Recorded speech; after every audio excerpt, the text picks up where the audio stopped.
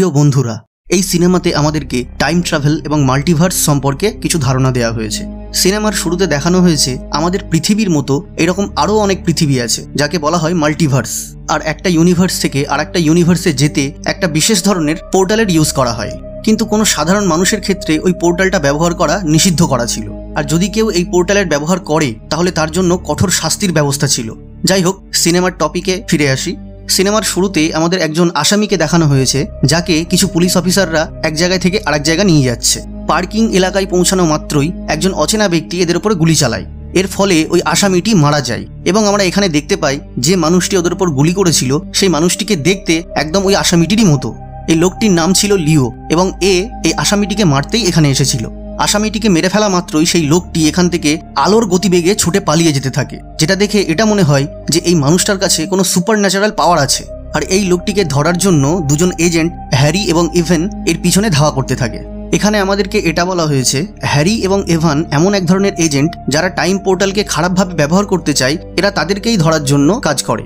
আর লিও ওই টাইম পোর্টালের ব্যবহার করে এই পৃথিবীতে এসেছিল। এই দুই এজেন্ট ওই লিওকে ধরার জন্য অনেক চেষ্টা করতে থাকে, কিন্তু যা দেখে মনে হচ্ছে কোনোভাবেই সম্ভব নয় লিওকে ধরে ফেলা, কারণ লিও প্রচণ্ড দ্রুত গতিতে এখান থেকে পালিয়ে যাচ্ছিল।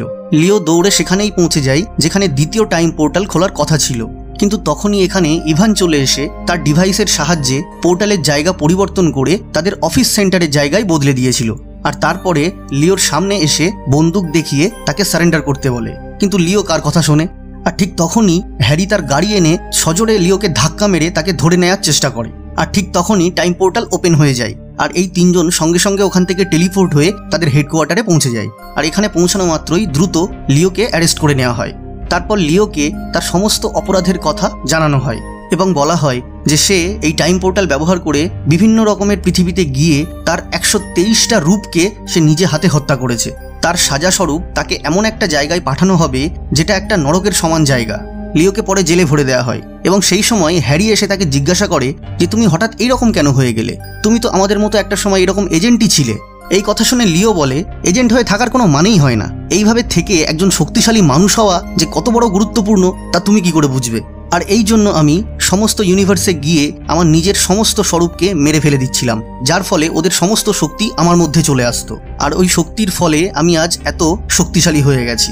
এখনো পর্যন্ত সমস্ত ইউনিভার্সে গিয়ে আমি আমার প্রায় সকল স্বরূপকে মেরে ফেলেছি, শুধুমাত্র আর একটা বাকি আছে, যাকে মেরে ফেলার পরে আমি এই পুরো পৃথিবীতে একাই রাজত্ব করব।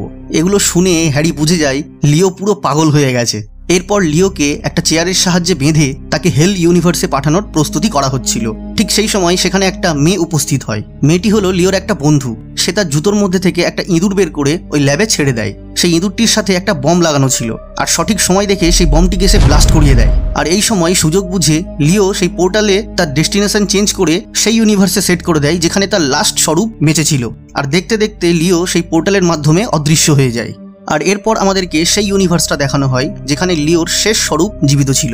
এর নাম হলো গেব এবং সে একজন পুলিশ অফিসার ছিল। সে একজন আসামিকে একটা অন্য জায়গায় নিয়ে যাচ্ছিল। লিও এখানে পৌঁছানো মাত্রই তাদের উপরে হামলা করে বসে, কিন্তু প্রত্যুত্তরে তারা এমনভাবে লিওর ওপর বার করা শুরু করলো যে লিও একদম হিমশিম খেয়ে পড়ছিল। তার ফলে লিও এখান থেকে দ্রুত পালিয়ে যেতে লাগলো। আর লিওকে ধরার জন্য সেই গেব এবং অফিসাররা তার পিছনে ধাওয়া করতে লাগলো এবং অবশেষে লিওকে ধরে ফেললো। তারপরে গেব জানতে পারলো এটা তারই আর একটা স্বরূপ। তারপর লিও তাকে বলল আমি এখানে তোমাকেই মারতে এসেছি। আর এই সব কিছুর মাঝে সুযোগ বুঝে লিও গেবকে একটা গুলি করে সেখান থেকে পালিয়ে যায়, কিন্তু গেবের গুলি লাগার ফলে কিছুই হয়নি, কারণ সে একটা বুলেট প্রুফ জ্যাকেট পরেছিল। এরপর গেব তার বাড়ি চলে আসে, যেখানে তার বউ তাকে বলে যে তোমার এই অবস্থায় হসপিটাল যাওয়া দরকার ছিল, কারণ তোমার গুলি লেগেছে।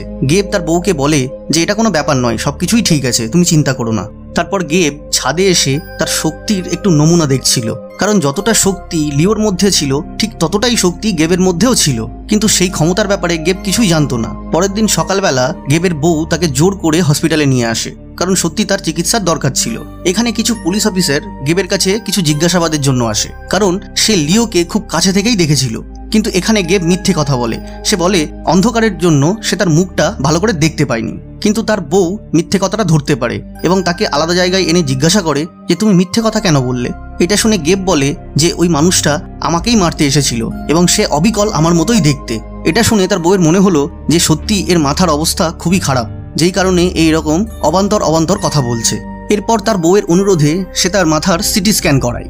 যখন গেবের সিটি স্ক্যান চলছিল তখন লিও সেখানে চলে আসে তাকে আবার মারতে, কিন্তু এখানে লিওকে ধরার জন্য এজেন্ট হ্যারি এবং ইভান চলে আসে। এরপর এখানে এদের মধ্যে অনেকক্ষণ ধরে সংঘর্ষ চলতেই থাকে। গেবের বউ এবং বাকি অফিসাররা লক্ষ্য করে গেব তার বাকি সঙ্গী অফিসারদের সাথে যুদ্ধ করছে, কিন্তু আসলে তারা জানে না যে এটা হচ্ছে গেব নয়, লিও। আর এই ভুলের জন্য তারা গেবকে অ্যারেস্ট করার চেষ্টা করে, কিন্তু গেব তাদেরকে বোঝানোর চেষ্টা করে যে এটা আমি নই, কিন্তু তার কথা কেউই শুনতে রাজি হচ্ছিল না, যার ফলে গেব সেখান থেকে পালিয়ে যেতে বাধ্য হয়। অন্যদিকে হ্যারি এবং ইভান দুজনে একসাথে প্ল্যান করতে থাকে যে দুজনের মধ্যে একজন গেবের পিছনে যাবে এবং আরেকজন লিওর পিছনে যাবে, কারণ এদের উদ্দেশ্য হলো গেবকে বাঁচানো এবং লিওকে হত্যা করা। কিছুক্ষণ পর গেবের মনে হলো তাকে যেন কেউ পেছন থেকে অনুসরণ করছে। গেব তখন ইভানকে ধরে জিজ্ঞাসা করলো যে তুমি কে এবং আমার পিছনে কেন ধাওয়া করছো। এটা শুনে ইভান বলে যে আমি একজন এজেন্ট যে অন্য ইউনিভার্স থেকে এখানে এসেছি লিওকে ধরতে, আর ওই লিও তোমাকে মেরে পৃথিবীর সবথেকে শক্তিশালী মানুষ হতে চাইছে, এই জন্য সে সমস্ত ইউনিভার্স থেকে তার নিজের স্বরূপকে মেরে ফেলে দিয়েছে, আর তুমি হলো তার শেষ স্বরূপ যাকে মেরে ফেললে সে পৃথিবীর সবথেকে শক্তিশালী মানুষ হয়ে যাবে। এইগুলো শুনে গেবের কিছুই বিশ্বাস হচ্ছিল না। তখন ইভান বলল, আচ্ছা তোমার কি মনে হয় না তুমি আগের থেকে এখন একটু বেশি শক্তিশালী হয়ে গেছো? এইটা শুনে গেব একটু চিন্তিত হয়ে পড়ল। অন্যদিকে হ্যারি লিওকে ধরে সেখানে দুজনের মধ্যে ভয়ঙ্কর যুদ্ধ শুরু হয়ে যায়, কিন্তু লিও তো প্রচন্ড শক্তিশালী ছিল, সে হ্যারিকে একদম মেরেই ফেলে দিল। আর এর ফলে ইভানের ডিভাইসে সেই ঘটনার সংকেত চলে এলো এবং সে জানতে পারলো যে তার বন্ধুটি মারা গেছে। এই জন্য সে গেবের থেকে লিওকে ধরার জন্য সাহায্য চায় এবং এটা শুনে গেব তাকে সাহায্য করার প্রতিশ্রুতি দেয়। এরপরে অন্য দৃশ্যে দেখানো হয় গেবের স্ত্রী বাড়ি ফিরে আসে এবং তার সাথে কিছু পুলিশ অফিসারও ছিল, কারণ পুলিশ অফিসারদের মনে হয়েছিল গেব তাকেও না মেরে ফেলে, কিন্তু তার স্ত্রীর সম্পূর্ণ বিশ্বাস ছিল যে সে কখনো তাকে মারতে পারে না। তারপর গেবের স্ত্রী লক্ষ্য করে তাদের বাড়ির একটা সিক্রেট রুমে গেব লুকিয়ে রয়েছে, কিন্তু বাস্তবে আসলে ওটা হলো লিও। তারপর সে তাকে বলে যে তুমি আমার বন্দুকটা এনে দাও, কারণ পুলিশ আমার পেছনে পড়ে আছে।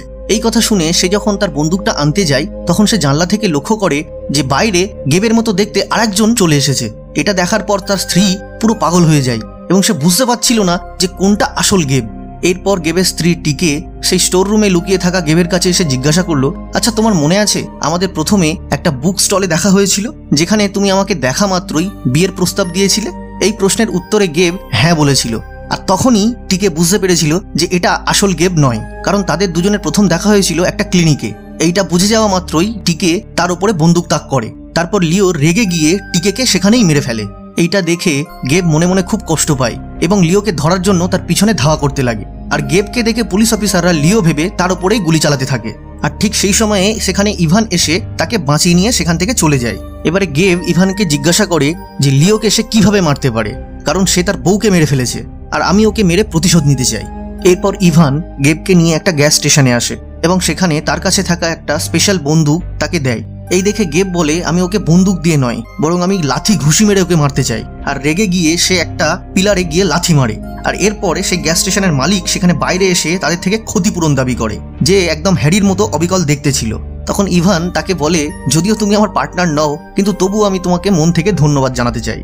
এরপর ইভান এবং গেব একটা ফ্যাক্টরিতে আসে যেখানে একটা পোর্টাল খোলার কথা ছিল, আর এদের পিছনে ধাওয়া করতে গিয়ে লিও সেখানে চলে আসে। লিওকে দেখা মাত্র ইভান তার উপরে গুলি চালায় আর তারপর তাদের মধ্যে তুমুল সংঘর্ষ বেঁধে যায়। এখানে লিও এবং গেবের মধ্যে সমান সমান শক্তি ছিল, কিন্তু তবুও লিও তার শক্তির সঠিক ব্যবহার করার ফলে সে গেবকে প্রায় আধমরা করেই ছেড়ে দিয়েছিল। শুয়ে পড়া অবস্থায় গেব তার আঙুলের দিকে নজর দেয় এবং সে খেয়াল করে যে সেখানে তার বিয়ের আংটি ছিল, কিন্তু সিটি স্ক্যানের সময় আংটিটাকে খুলে রাখতে হয়েছিল। আর এইটা দেখে তার স্ত্রী টিকের কথা মনে পড়ে যায়। তারপরে পুনরায় উঠে দাঁড়িয়ে প্রচন্ড শক্তি সঞ্চয় করে তার সাথে লড়াই শুরু করে দেয়। এবারে গেব লিওকে উত্তম মধ্যম ধোলাই দিতে থাকে। তখন ইভান গেবকে বলে যে একে আর তুমি মেরো না, খুব তাড়াতাড়ি পোর্টাল খুলবে আর একে আমরা নিয়ে হেডকোয়ার্টারে যাব, আর আমি লোকেশনকে হেডকোয়ার্টারে সেট করে দিয়েছি আর একে আমরা ওখানেই নিয়ে যাব। আর তখনই সঙ্গে সঙ্গে টাইম পোর্টাল ওপেন হয়ে যায় এবং তিনজনে একসাথে টেলিপোর্ট হয়ে হেডকোয়ার্টারে পৌঁছে যায়। হেডকোয়ার্টারে পৌঁছানো মাত্রই লিও তাদেরকে গেব বলে পরিচয় দেয় এবং তারা সেই ভুলটা বুঝতে পারে না, ফলে তারা গেবকে লিও ভেবে অ্যারেস্ট করে নেয়। তারপরে তারা সেই চেয়ারে গেবকে বসিয়ে সেই হেল ইউনিভার্সে পাঠানোর প্রস্তুতি শুরু করে দেয়। তারপরে ইভান লক্ষ্য করে যে মানুষটা চেয়ারে বসে আছে তার হাতের আঙুলে একটা আংটির চিহ্ন রয়েছে। তখন সে বুঝতে পারে এটা লিও নয়, গেব।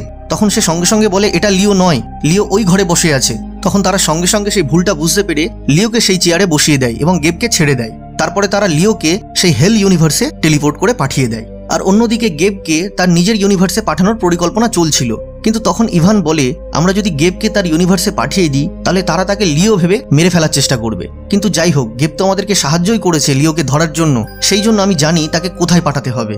তারপরে ইভান গেবকে একটা অন্য ইউনিভার্সে টেলিপোর্ট করে পাঠিয়ে দেয়, যেখানে পৌঁছে গেব এই দুনিয়ার টিকের সাথে তার পরিচয় হয়, যাকে দেখে গেব প্রচন্ড খুশি হয়ে যায়, যেখানে সে তার নতুন করে আবার জীবন শুরু করতে পারবে।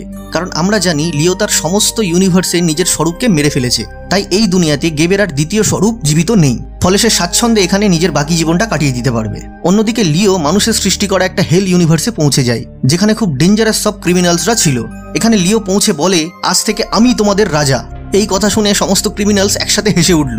আর তারপরে কি বা বাকি থাকে, এদের মধ্যে মারপিট চলতে লাগলো। লিওকে সবাই ধরে মারতে আসছে আর লিও তাদেরকে উল্টো পাল্টা ধরে মারতে থাকছে। আর এখানেই এই মুভিটা শেষ হয়ে যায়। এরপর কি হবে, লিও কি এই দুনিয়া থেকে বেরিয়ে যেতে পারবে, এইটা জানার জন্য আমাদেরকে দ্বিতীয় পার্টের অপেক্ষা করতে হবে। তো বন্ধুরা, এই ছিল আজকের ভিডিও। আশা করছি ভিডিওটি আপনাদের ভালো লেগেছে। যদি ভিডিওটি ভালো লেগে থাকে তাহলে অবশ্যই চ্যানেলটিকে সাবস্ক্রাইব করে ফেলুন এবং পাশে থাকা বেল আইকনটিকে প্রেস করে দিন, যাতে ভবিষ্যতে আসা সমস্ত ভিডিওর নোটিফিকেশন সবার প্রথমে আপনার কাছে আসে। থ্যাংক ইউ, সবাই ভালো থাকবেন। দেখা হচ্ছে পরের ভিডিওতে।